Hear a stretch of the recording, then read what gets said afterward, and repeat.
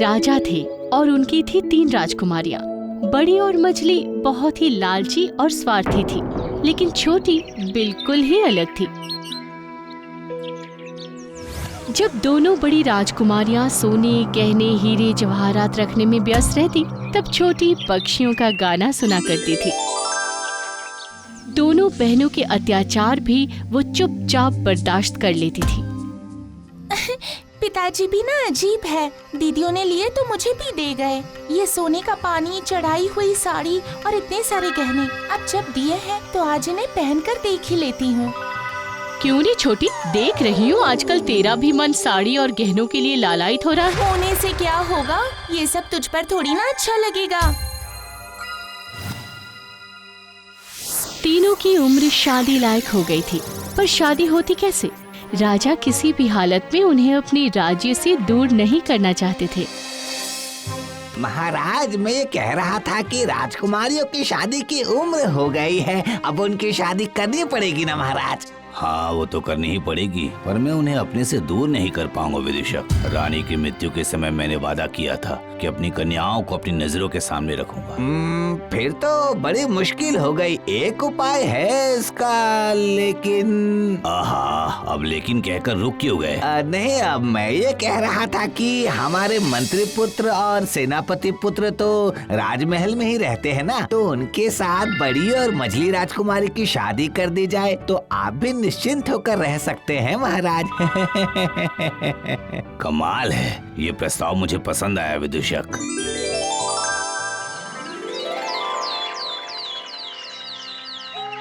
इसके बाद बहुत ही धूमधाम से बड़ी और मझली राजकुमारियों का विवाह हो गया। पूरे राज्य में आतिशबाजियां की गई, शहनाई बजाई गई, खाने पीने का 7 दिनों तक बहुत बड़ा आयोजन किया गया। उसके बाद एक दिन छोटी राजकुमारी अपने कमरे में चित्र बना रही थी। क्यों रे छोटी, तेरे मन में ये सब क्या चल रहा था? इसीलिए जल्द से जल्द हमारी शादी के लिए पिताजी को उकसा दिया था, है ना? सही कह रही हूँ ना मैं? मुझे आप लोगों की कोई भी बात समझ में नहीं आ रही है। हमें दूसरे घर भेजकर तू चुपचाप पिताजी की सारी धन संपत्ति हड़पने की कोशिश कर रही है। तू इन सब के मजे अकेले लेगी ना? ना ना ना ना ना, ये हम नहीं करने देंगे। विश्वास करिए ना, मैंने ऐसा सोचा ना ऐसा किया है। ठीक है, अगर इस सब से तुझे कोई भी लालच नहीं है तो जा, सब कुछ छोड़ छाड़ कर यहाँ से चली जा, यहाँ मत रुक। ठीक है, अगर इससे आप लोगों को खुशी मिलती है तो मैं यही करूँगी, मैं ये राजमहल छोड़कर चली जाऊंगी। लगता है हमारी चाल काम कर गई मछली। अब पिताजी की सारी संपत्ति हम दोनों की हो जाएगी, देख लेना।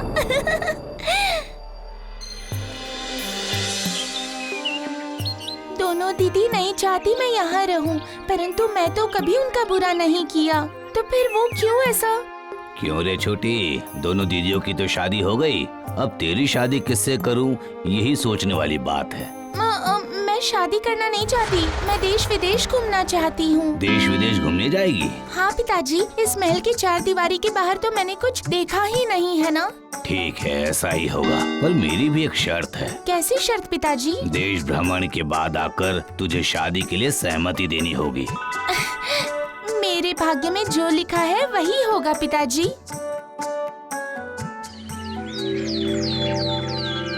छोटी राजकुमारी तो निकल पड़ी देश भ्रमण के लिए। मन ही मन उसने तय कर लिया था कि वो अब इस राज्य में कभी नहीं लौटेगी। सावधानी से लौट आना पुत्री, तेरे लिए इंतजार रहेगा हमें। अरे तू लौट कर तो आ, ऐसी हालत करूंगी कि जिंदगी बेहाल हो जाएगी।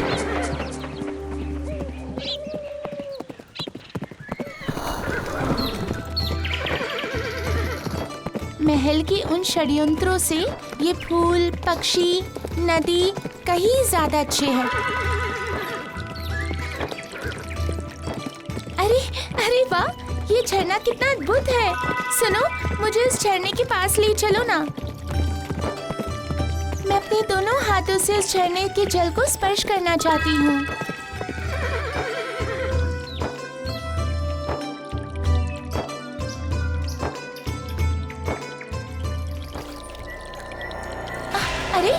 कौन हो तुम और क्या चाहिए तुम्हें? मेरा परिचय जानकर क्या करेंगी छोटी राजकुमारी? इस सुंदर प्रकृति के आकर्षण में जिस प्रकार खोती जा रही है वैसे ही रहिए। ये युवक कितना सुंदर है, कितनी प्यार से बातें करता है। शादी करनी हो तो ऐसे युवक से करो। तो क्या आप मुझे पहचानते हैं? पहचानता हूँ और ये भी जानता हूँ कि आप मन ही मन मुझसे शादी करना चाहती हैं। क्या? पर ये कैसे समझ गए आप? क्या आप? मैं तो ये भी जानता हूँ राजकुमारी कि आप अपने राजमहल में वापस नहीं लौटेंगी, लेकिन क्या?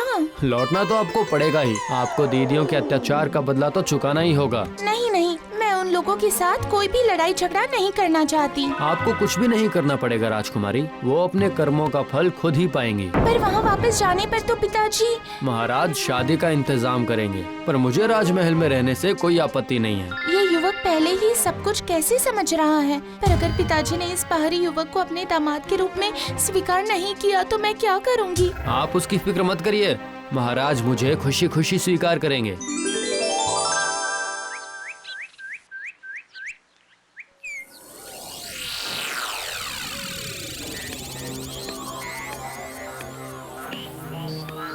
छोटी अभी भी देश भ्रमण करके वापस नहीं लौटी। पता नहीं कहाँ किस हालत में है वो।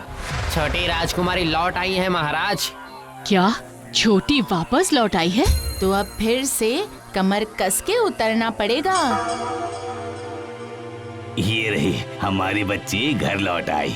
हाँ पिताजी, और मैं आपके लिए छोटा दामाद भी पसंद करके लाई हूँ। किसे पसंद किया है तुमने?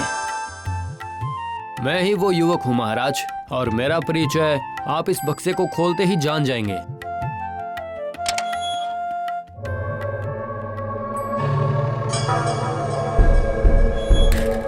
ये क्या? ये सब मैं क्या देख रहा हूँ? इसमें तो एक पूरा नगर है, बड़े बड़े राजपथ, महल, बाजार।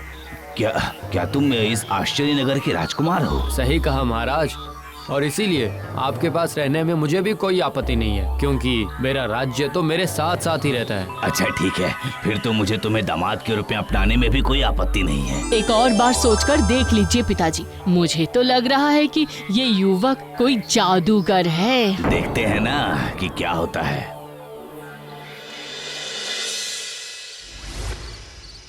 अभी भी हाथ पर हाथ धरे बैठे रहोगे क्या? तो क्या करूं? क्या करोगे? कैसे भी करके अगर उस आश्चर्य नगर के अंदर प्रवेश कर गए तो अपना दिमाग लगाकर उस पर हक भी जमा पाओगे, समझे? लेकिन किसी मुसीबत में तो नहीं फंस जाऊंगा ना? अपना दिमाग लगाओ, वरना मंत्री पुत्र से कभी भी राजा नहीं बन पाओगे, समझे? ये बात भी है। जाऊंगा, ये तो हर बार कहते हो, पर जाओगे कब? आहा, बिना आगे पीछे का सोच कर क्या जाया जा सकता है? अभी ही जल्दी से जाकर उस नगर का दायित्व ले सकते हो, वरना जीवन में सेनापति से ज्यादा कुछ नहीं बन पाओगे तुम, समझ गए ना? तुम कुछ गलत नहीं कह रही हो, पर अब कुछ और ना सोचकर जल्दी चले जाओ।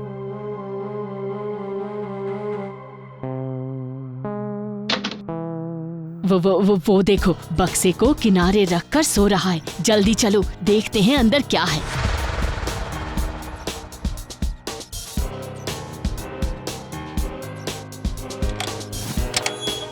इस आश्चर्य नगर में जरूर धनी लोग ज्यादा हैं।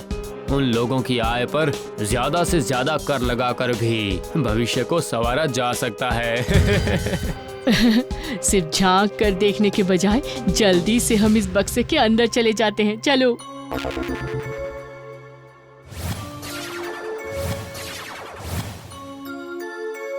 चलो अंदर चलते हैं, देर करने का क्या फायदा? अच्छा, आश्चर्य नगर में तो जरूर बहुत सारे सैनिक होंगे, उनके विद्रोह करवाकर ही तो राजा का सिंहासन हथिया सकता हूँ मैं। सही कहा। तो ये मैं चली, देखो।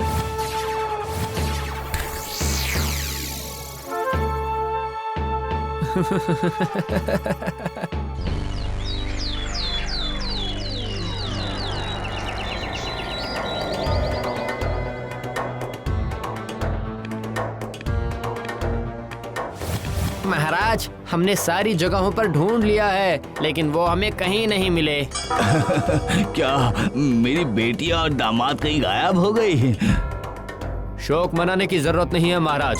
वो लोग जहाँ हैं एकदम सुरक्षित हैं। पर वो अब वहाँ से लौटकर आ नहीं पाएंगे। अरे लेकिन वो लोग हैं कहाँ? पिताजी का राज्य तो हमारा है ही, अब ये राज्य भी हथियाना पड़ेगा, वरना छोटी हमें अपने इशारे पर नचाएगी।